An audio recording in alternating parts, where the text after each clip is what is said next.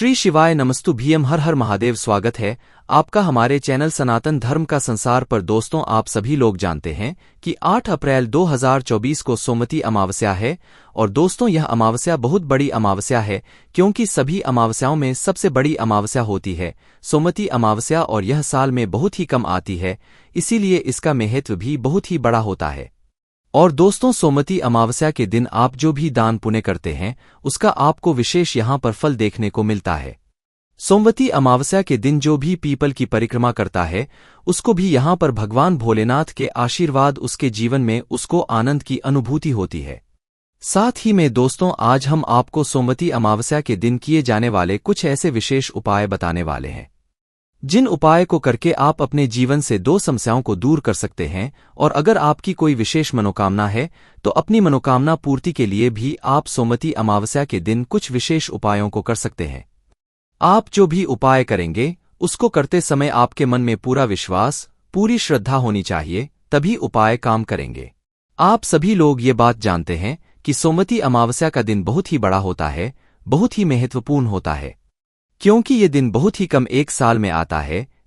ना तो सोमवती अमावस्या के दिन करने वाला सबसे पहला उपाय जो है वो हम आपको बताने जा रहे हैं। दोस्तों, सोमवती अमावस्या के दिन सबसे पहला उपाय आपको शाम के समय प्रदोष काल में करना है। शाम के समय प्रदोष काल में आपको एक दीपक तैयार करना है, लंबी बाती का, जिसमें आपको घी डालना है।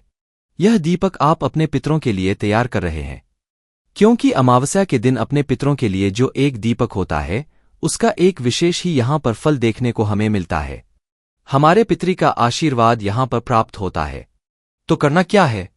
एक लंबी बाती का दीपक आपको तैयार करना है जिसमें आपको घी है, और इसको लेकर आपके घर के आसपास जो भी नदी, बावड़ी या तालाब हो या कुआं हो उसके पास जाना है। ठीक है, वहां पर जाने के बाद आपको इसे वहां पर किसी भी घाट पर रख देना है। वहां पर जो भी अच्छी जगह बनी हुई हो वहां पर जाकर रखना है और इस दीपक को जलाना है। अब यहाँ पर इस दीपक को आपको पानी में, जल में प्रवाहित नहीं करना है। नदी पर जा रहे हो तो नदी के घाट पर आपको रखना है, नदी में प्रभावित नहीं करना है। और इस दीपक को जब आप जला रहे होंगे तो इस लंबी बाती का जो मुख होगा वो आपको दक्षिण दिशा की तरफ करके रखना है।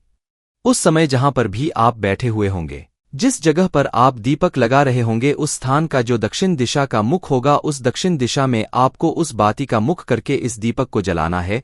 क्योंकि आप इस दीपक को अपने पितरों के लिए जला रहे हो अमावस्या के दिन, तभी आपको इसका यहाँ पर विशेष फल देखने के लिए मिलेगा है ना। आप जरूर करके देखिए। अगर दोस्तों आप किसी नदी, बाउड या तालाब या कुएं के पास जाकर इस दीपक को दक्षिण की बाती का मुख करके नहीं जला सकते तो आप इसे अपने घर के रसोई घर में जाकर दक्षिण की बाती का मुख करके भी जला सकते हैं। निश्चित ही आपको आपके यहाँ पर पितरी का आशीर्वाद प्राप्त हो जाएगा है ना। तो ये उपाय जरूर करके देखिए, और इस उपाय को आपको विशेष रूप से ही करना है, इसलिए हमने आपको इस उपाय को पहले ही यहाँ पर बता दिया है।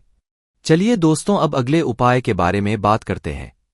अगर दोस्तों आपके घर के किसी भी सदस्य के ऊपर कोई भी दोष है, कालसर्प दोष है, पितृ दोष है, और वो बहुत ज्यादा परेशान है, उसके कोई भी काम सफल नहीं होते हैं, तो सोमवती अमावस्या के दिन सुबह 10 बजे से पहले यह उपाय इस बार करके देख लो। आपको फिर उसके बाद आपके जीवन में जो भी दुख समस्याएं चल रही होंगी वो दूर हो जाएंगी। तो इस उपाय में आपको करना क्या है कि सोमवती अमावस्या के दिन प्रातःकाल सुबह सुबह जल्दी उठकर शुद्ध होकर स्नान करके आपको लेना है एक फल। बेलपत्री के वृक्ष में बेलपत्री का एक फल लगा हुआ होता है, तो उस बेलपत्री के फल को आपको तोड़कर लेकर आना है। बेल के फल को तोड़कर आप लोग ले आए। उस बेलपत्री के फल के अंदर से आपको उसका पूरा गुर्दा बाहर निकाल लेना है। पूरा गुर्दा आपने बाहर निकाल दिया। अब आप अपने घर में क्या बनाओ? पंजीरी बनाओ। पंजीरी कैसे बनती है? आटे और शक्कर को मिलाकर उसमें आप घी भी डाल सकते हैं। जो प्रसाद होता है ना आटे का, वैसे आपको वह प्रसाद बनाना है, मतलब पंजीरी बनाना है। उसको सेंक लो बढ़िया। शक्कर, आटा, घी मिलाकर सेकने के बाद दोस्तों इसी पंजीरी को आपको क्या करना है? इस बेलपत्री के फल के अंदर डाल देना है। जो बेल का फल आपने लिया है, उस बेल के फल के अंदर से आपने गुर्दा तो बाहर निकाल लिया है। अब जो अंदर खाली जगह है, उस खाली जगह में आपको पूरे में यह पंजीरी भर देनी है। अब पंजीरी भरने के बाद दोस्तों क्या करना है? आपको सोमवती अमावस्या के दिन प्रातःकाल सुबह सुबह 10 बजे से पहले आपको इस बेल के फल को अपने पूरे घर में घुमा लेना है। पूरे घर में घुमाने के बाद अपने घर के सभी सदस्यों से इसका थोड़ा छुआ लेना है। इसको स्पर्श करा लेना है। स्पर्श कराने के बाद दोस्तों आप अपने घर के आसपास जो भी आपका पीपल का वृक्ष हो, उस पीपल के वृक्ष के नीचे जाना और वहां पर जाकर एक गड्ढा खोदना है। गड्ढा खोदने के बाद इस बेल के फल को वहां पर जाकर गाड़ कर उस गड्ढे के ऊपर जो है मिट्टी आपको भर देना है। ठीक है, इस बेल के फल को आपको वहां पर गाड़ देना है और भगवान से प्रार्थना कर लेना है। उसके बाद दोस्तों जैसे ही आप ये उपाय करेंगे तो आप ये कार्य सफल होना शुरू हो जाएंगे। आपके घर में जिसको भी जो भी दोष लगा हुआ होगा वो धीरे धीरे करके समाप्त होना शुरू हो जाएगा। ठीक है, ये बहुत ही विशेष उपाय है, जरूर करके देखिए। उसके बाद में दोस्तों अगर कोई बच्चा ऐसा है जिसका दिमाग सही नहीं चलता है, माताएं बहनें बहुत परेशान हैं क्योंकि उनका बच्चा पढ़ता नहीं है, पढ़ाई में नहीं है, तो सोमवती अमावस्या के दिन दोपहर के 12 बजे आप इस उपाय को करके देख लीजिए। बहुत ही विशेष फल यहां पर आपको देखने को मिल जाएगा। इस उपाय में आपको करना क्या है कि इस उपाय में आपको शुद्ध देसी गाय के मतलब जब उस शुद्ध देसी गाय के बच्चा जो है दूध पी रहा हो, उस बच्चे के मुख पर जो लगा हुआ हो उसको आपको लेकर आना है। कब लेकर आना है? अमावस्या के दिन 12 बजे से पहले आप लोग लेकर आ जाना है। क्या करना है कि जब किसी भी शुद्ध देसी गाय का जो बच्चा है वो दूध पी रहा हो तो उस बच्चे के मुख पर जो लगा हुआ हो उस लेकर आ जाना है और अमावस्या की दोपहर को 12 बजे अपने उस बच्चे को पिला देना है। मतलब पिला देना है जिस बच्चे का दिमाग भी कमजोर हो। ठीक है, धीरे धीरे उसका दिमाग तेज होने लग जाएगा। ये अगर वो दिमाग से थोड़ा कमजोर भी होगा तो वो ठीक हो जाएगा। ठीक है, ये बहुत ही विशेष उपाय है, पर इसी समय पर आपको करना होगा। उसके बाद में दोस्तों अगले उपाय की अगर हम लोग बात करें जो कि आप सोमवती अमावस्या के दिन करेंगे तो आपको इससे विशेष फल की प्राप्ति होगी। आपके काम सभी सफल हो जाएंगे, आप सभी कामों में सफल होने लग जाएंगे। तो वह उपाय है, सोमवार के दिन आपको एक घी का दीपक तैयार करना है। कैसे करोगे? गोल बाती का घी का दीपक याद करना है, उसमें आपको घी डाल लेना है गोल बाती रखकर। उसके बाद आपको उसी के अंदर थोड़ी सी डालनी है काली तिल। क्या डालना है? काली तिल। जो काले तेल का आप लोग लड्डू खाते हो ना, वही थोड़ी सी काली तिल लेकर उस दीपक के अंदर डाल देना है और सोमवार के दिन जाकर मतलब सोमवती अमावस्या के दिन जाकर शिवजी के मंदिर जाकर आपको शिवजी के मंदिर में आपको तुमरुचिका जी का नाम लेते हुए इस दीपक को वहां पर जाकर जला देना है और भगवान से अपनी मन की कामना जो भी हो, जो भी आपका काम ना बन रहा हो वो बोल देना है। निश्चित ही आपका जो काम है वो पूरा होना शुरू हो जाएगा। आप जो भी काम में जाएंगे आप उसमें सफल होना शुरू हो जाएंगे। उसके बाद में दोस्तों आप सभी लोग जानते होंगे पंडित जी की आज की कथा में यहाँ पर पंडित जी ने एक बहुत ही यहाँ पर विशेष उपाय बताया है जो कि आप लोग सोमवती अमावस्या के दिन करते हैं तो आपकी बहुत सी दुख और समस्याएं दूर हो जाएंगी। अगर आपकी कोई विशेष मनोकामना है तो वो भी पूर्ण जरूर होगी। तो करना क्या है दोस्तों? अगर आपकी कोई विशेष मनोकामना है जो कि लंबे समय से पूर्ण नहीं हो रही है तो ये बिल्कुल नया उपाय है, आप इसको करके जरूर देखिएगा। तो पहले उपाय को अच्छे से समझ लीजिए। अगर आपकी कोई भी विशेष मनोकामना है तो अपनी मनोकामना पूर्ति के लिए सोमवती अमावस्या के दिन आपको लेना एक शमीपत्र। बस एक शमीपत्र लेकर आपको शिवजी के मंदिर पहुंचना है और उसके पहले दोस्तों आपको शिवजी के लिए अपनी पूजन अर्चना के लिए कुछ सामग्रियां भी रखनी होगी। एक लोटा जल, बेलपत्री, फूल, चंदन वगैरह आप सब कुछ रखकर ले जाइएगा, तभी ये उपाय आपको करना है। तो आपको करना क्या है? शिवजी के मंदिर पहुंचकर शिवजी पर एक लोटा जल चढ़ाना है। प्रातःकाल सुबह सुबह शिवजी पर चंदन लगाना है। बेलपत्र, फूल वगैरह जो आप लेकर आएं, पूजन सामग्री, वो पूरी शिवजी के ऊपर आपको समर्पित कर देना है। शिवजी का पूरा श्रृंगार कर देना है, क्योंकि इस उपाय को आपको शिवजी का पूरा श्रृंगार करने के बाद ही इस बात का विशेष रूप से आपको ध्यान रखना है। तो करना क्या है? आपकी पूरी पूजा अर्चना हो गई, शिवजी का श्रृंगार हो गया। अब श्रृंगार करने के बाद आपको उस एक शमी पत्र को निकालना है जो कि आप अपने इस उपाय को करने के लिए लाए हैं। तो उस एक शमी पत्र को निकालने के बाद आपको करना क्या है कि इस एक शमी पत्र को आपको सबसे पहले क्या करना है? शिव जी की जो जलाधारी होती है, जो माता पार्वती का हस्तकमल होता है ना, शिव जी की जलाधारी पर सबसे पहले इस शमीपत्र को स्पर्श कराना है, स्पर्श कराना है, समर्पित नहीं करना है, मतलब छुआना है। जलाधारी पर आपने जलाधारी पर पत्र को छुआ लिया, स्पर्श करा लिया। स्पर्श कितने समय तक कराना है? कम से कम 5 से 10 सेकंड तक आप उसे स्पर्श कराकर रखो। स्पर्श कराने के बाद जो है भगवान भोलेनाथ के नाम का स्मरण करो। तो दोस्तों उस समीप पत्र को जलाधारी पर स्पर्श कराने के बाद आपको उसी शमी पत्र को भगवान शिवजी की शिवलिंग के ऊपर समर्पित कर देना है। समर्पित करने के बाद भगवान से हाथ जोड़कर विनती करना है, आपकी जो भी मनोकामना हो, जिस मनोकामना के लिए आप ये उपाय कर रहे हो, आपकी वह मनोकामना आपको भगवान भोलेनाथ से बोल देना है। निश्चित ही वह आपकी मनोकामना बहुत जल्द पूर्ण हो जाएगी। यह बिल्कुल नया उपाय है, पंडित जी ने अभी अभी बताया है। उस दोस्तों इसी से जुड़ा हुआ एक और बहुत ही बड़ा विशेष उपाय है जो कि पंडित जी ने नया नया बताया है। इस उपाय को करने से आपके जीवन में जो भी रोग कष्ट आ रहे होंगे वो दूर होंगे। साथ ही में आपके जीवन में अगर दरिद्रता होगी, दरिद्रता कहने का मतलब है कि आपके जीवन में बहुत सारे दुख कष्ट हैं, धन नहीं है, पैसा नहीं है, बहुत ज्यादा मतलब लड़ाई झगड़े होते हैं, बहुत ज्यादा समस्याएं हैं। तो अगर ऐसी दरिद्रता अगर आपके साथ में हो रही है, आपके घर में है, तो भाई आपको यह उपाय इस सोमवती अमावस्या के दिन सोमवार के दिन जरूर करना चाहिए। आपको बहुत ही विशेष फल की यहां पर प्राप्ति होगी। इस उपाय को भी आपको तब करना है जब भगवान शिव जी का पूरा हो गया हो, मतलब शिव जी पर एक लोटा जल चढ़ गया हो, बेलपत्री चढ़ गई हो, फूल चढ़ गया हो।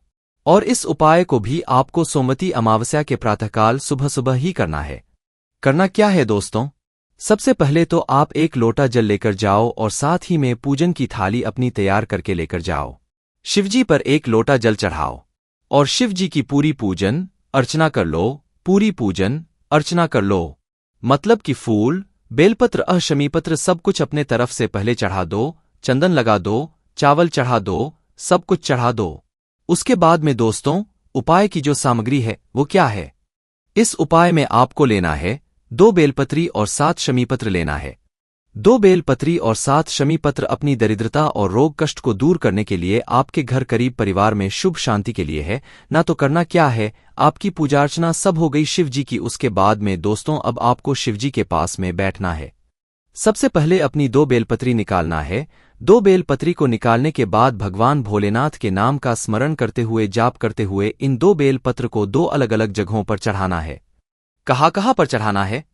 सबसे पहली जो बेलपत्र होगी उस बेलपत्र को आपको शिव जी की शिवलिंग के सामने जो जलाधारी होती है ना, जलाधारी पर चढ़ा देना है। जी के शिवलिंग के सामने वाला हिस्सा जो जलाधारी का होता है ना, बिल्कुल बीचों बीच वहां पर चढ़ा देना है पहली बेलपत्र। दूसरी बेलपत्र आप लोग कहाँ चढ़ाओगे, शिवजी के जस्ट पीछे जो जगह रहती है ना वहां पर, मतलब अभी आपने शिवलिंग के सामने जलाधारी पर चढ़ाया है।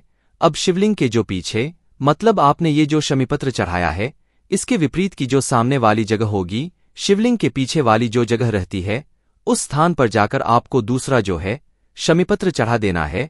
आप लोग समझ गए कहाँ पर। एक बेलपत्र शिवलिंग के आगे और एक बेलपत्र शिवलिंग के पीछे जो जलाधारी का हिस्सा रहता है ना, वहां पर चढ़ा देना है। चढ़ा दिया आपने। 2 बेलपत्र को चढ़ाने के बाद आप 7 अपनी शमीपत्र निकालना है। 7 शमीपत्र को एक एक शमीपत्र करके जो है आपको शिवजी के शिवलिंग के ऊपर श्री का जाप करते हुए आपको समर्पित करना है। कैसे, एक शमीपत्र आपने समर्पित किए, श्री प्रकार से 7 बेल शमीपत्र आपको शिवजी के शिवलिंग के ऊपर समर्पित कर देना है।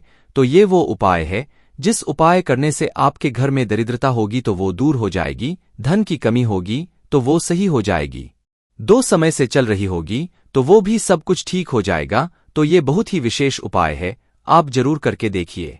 उसके बाद में दोस्तों सोमवार के दिन आप चाहते हैं कि आपके घर में मां लक्ष्मी की कृपा हो, तो सोमवार के दिन शाम के समय प्रदोष काल में आपको बेलपत्री के वृक्ष के नीचे एक मतलब घी का दीपक जरूर लगाकर आना चाहिए। क्योंकि सोमवार के दिन जो माता लक्ष्मी होती है वो मतलब बेलपत्री के वृक्ष के नीचे जो है लगाती है, मतलब झाड़ू लगाती है।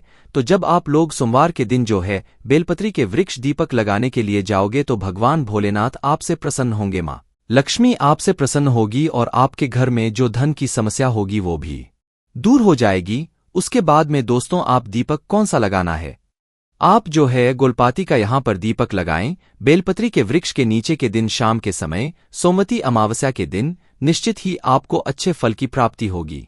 और दोस्तों अगर हो सके तो सोमवती अमावस्या के दिन आप लोग 108 चावल के दाने घर से गिनकर लेकर जाए। भगवान शिव जी की शिवलिंग के ऊपर एक एक चावल का दाने एक एक करके चढ़ाएं और भगवान से अपनी मनोकामना जो हो वो बोलकर आए। निश्चित ही आपकी मनोकामना बहुत जल्दी पूर्ण हो जाएगी। उसके बाद में दोस्तों अगर आप लोगों के जीवन में बहुत ज्यादा दुख कष्ट है, आप चाहते हैं कि आपको इनसे छुटकारा मिल जाए तो सोमवती अमावस्या के दिन सोमवार के दिन एक लोटा जल के अंदर आपको थोड़ा सा चंदन मिलाना और अपने साथ जो है सफेद फूल रख लेना है। सफेद फूल रखने के बाद आपको शिवजी के मंदिर पहुंचना है। शिवजी के शिवलिंग के ऊपर सबसे पहले सफेद फूल चढ़ा देना है। सफेद फूल चढ़ाने के बाद दोस्तों आपने जो एक लोटे जल के अंदर थोड़ा सा चंदन छिड़का हुआ है, इस एक लोटे जल को उन्हीं सफेद फूलों के ऊपर शिवलिंग के ऊपर आपको समर्पित कर देना है। निश्चित भगवान भोलेनाथ पर कृपा करेंगे और आपकी जीवन से सारी दुख समस्या मनोकामना को आपकी पूर्ण कर देंगे। इन सभी उपाय करने वाले को कोई भी समस्या आती है तो आप हमसे कमेंट करके पूछ सकते हैं। सोमवती अमावस्या के दिन किए जाने वाले ये विशेष उपाय है, बहुत ही विशेष फल की आपको प्राप्ति होगी। बाकी दोस्तों इस उपाय करने में अगर आपको कोई भी दिक्कत समस्या आती है तो कमेंट करके पूछ सकते हैं। श्री शिवाय नमस्तु भीम हर हर महादेव।